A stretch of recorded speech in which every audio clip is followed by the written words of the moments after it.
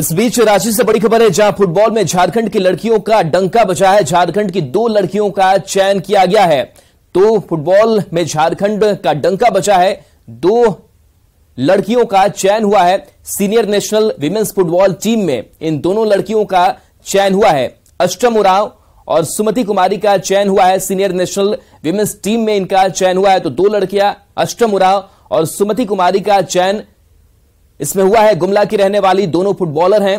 FIFA under 17 world cup में कप्तान थी अष्टम उरांव और अब वो बड़े स्तर पर खेलेंगी।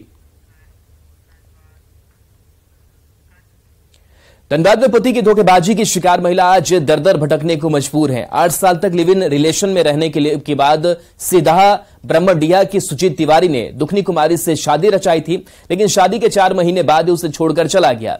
धोखेबाज पति पत्नी और मासूम बच्ची को ट्रेन में बैठाकर भाग गया। अब न तो पति के घर वाले उसे रखने को तैयार हैं, वहीं न उसके परिवार के सदस्य भी तैयार नहीं है। परेशान पीड़ित ने पुलिस से पति की खोजबीन की गुहार लगाई है, ताकि उसके और उसके बच्चे का सही से लालन पालन हो सके।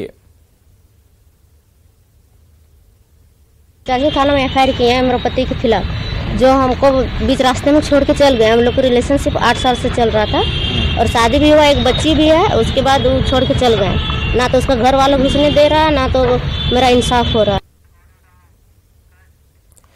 रांची में एक कार्यक्रम में 90% से ज्यादा अंक लाने वाले छात्रों को ग्रामीण विकास मंत्री आलमगीर आलम ने सम्मानित किया। उन्होंने समाज में आर्थिक रूप से कमजोर छात्रों के सहयोग के लिए समाज को आने की अपील की है।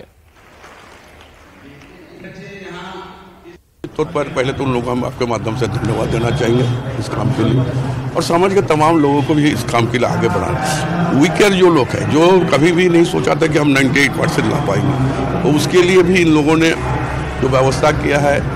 और सरकार जहाँ तक है, तो आप जानते हैं कि हम सरकार ने अभी दिया कि कोई भी ऐसे लोग जो है बाहर भी जाना चाहते हैं, उसके लिए भी हम व्यवस्था करेंगे।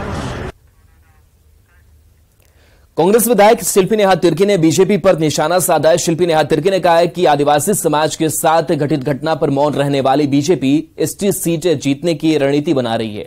उन्होंने आरोप लगाया कि बीजेपी के नेताओं को सिर्फ सत्ता सुख से मतलब है। उन्हें आदिवासी समाज को न्याय दिलाने या उसके सम्मान से कोई मतलब नहीं है। ये लोग सिर्फ वोट की राजनीति करते हैं, लेकिन अब आदिवासी समाज सचेत हो गया है और बीजेपी के झांसे में आने वाला नहीं है। आदिवासी समाज सचेत सा गया है और आप उस दौरान ना ही इन सभी चीजों में आप कुछ बोल रहे हैं, ना ही आप सामने आके आदिवासियों के हित में खड़े हो रहे हैं, और आप यही समय के दौरान आप बैठक कर रहे हैं और ये बोल रहे हैं कि आदिवासी सीटों में हम कमल खिलाएंगे।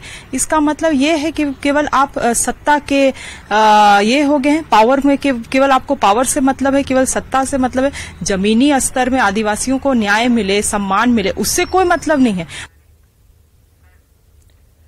बाबूलाल मरांडी के बीजेपी प्रदेश अध्यक्ष बनते ही भाजपा अनुसूचित जनजाति मोर्चा एक्शन मोड में नजर आ रही है। मोर्चा के प्रदेश अध्यक्ष शिवशंकर उरांव ने प्रेस वार्ता कर राज्य में संगठन को और मजबूत और विस्तार करने की बात कही। साथ ही साथ कहा कि झारखंड की 28 विधानसभा सीट अनुसूचित जनजाति के लिए आरक्षित है। इन सभी सीटों पर 2024 में कमल खिले, यह हमारा प्रयास होगा। आगे के कार्यक्रम की जानकारी देते हुए बताया कि 5 अक्टूबर से लेकर 26 नवंबर तक 51 दिवसीय जनजाति गौरव यात्रा अनुसूचित जनजातियों के 28 विधानसभा क्षेत्रों में निकाली जाएगी। वहीं राज्य सरकार की गठबंधन सरकार पर निशाना साधते हुए कहा कि 23 वर्षों के झारखंड के इतिहास में सबसे अधिक आदिवासी समाज पर अत्याचार हेमंत सरकार के कार्यकाल में हुआ।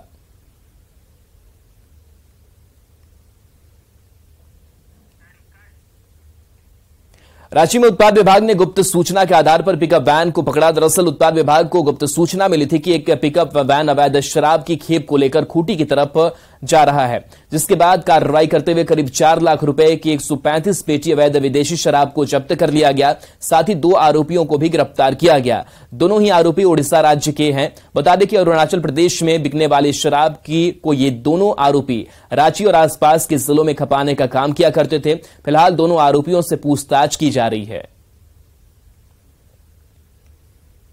खूंटी की ओर जा रही थी, एक पिकअप वैन पकड़ा गया है जिसमें 135 पेटी ब्लैक हॉर्स विस्की सेल इन अरुणाचल प्रदेश पकड़ी गई है। ये सब नकली है, क्या है? नकली है, ओब्वियसली अरुणाचल प्रदेश का है और इस खेप को यहीं पे खपाने की कोशिश की जा रही थी जी।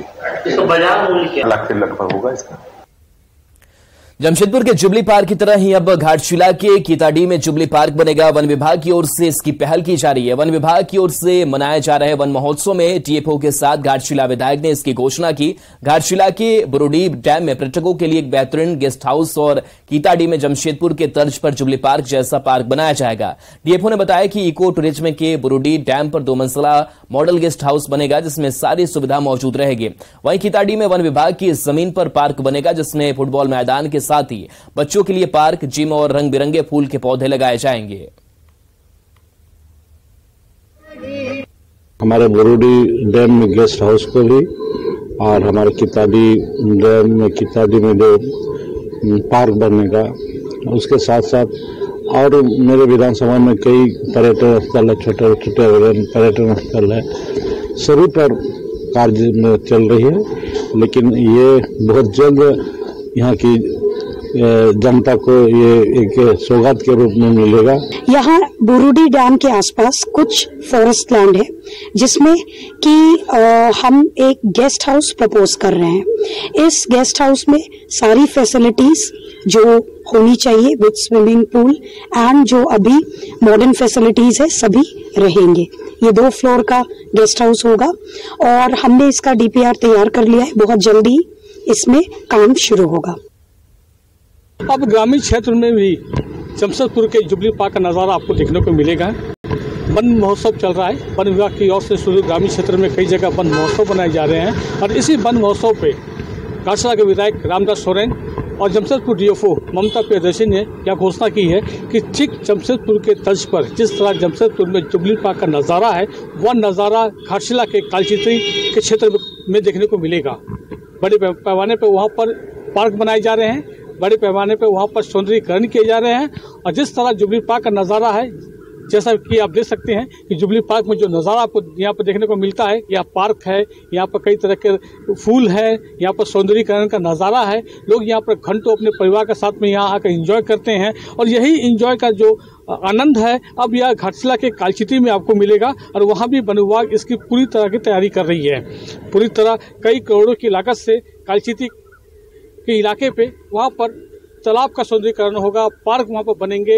लोग जो है अपने परिवार के साथ में वहाँ पर इस पार्क में बैठकर अपने पूरी तरह इस सौंदर्यीकरण का, प्रकृति का नज़ारा का वे आनंद उठा पाएंगे। और सबसे बड़ी बात है कि सरकार ने भी कालचित्री के समीप बुरुडी डैम जिन्हें पर्यटन स्थल घोषित किया गया है और पर्यटन स्थल को देखते हुए वहाँ पर कई तरह के विकास की योजनाएं वहाँ पर खींची जा रही है।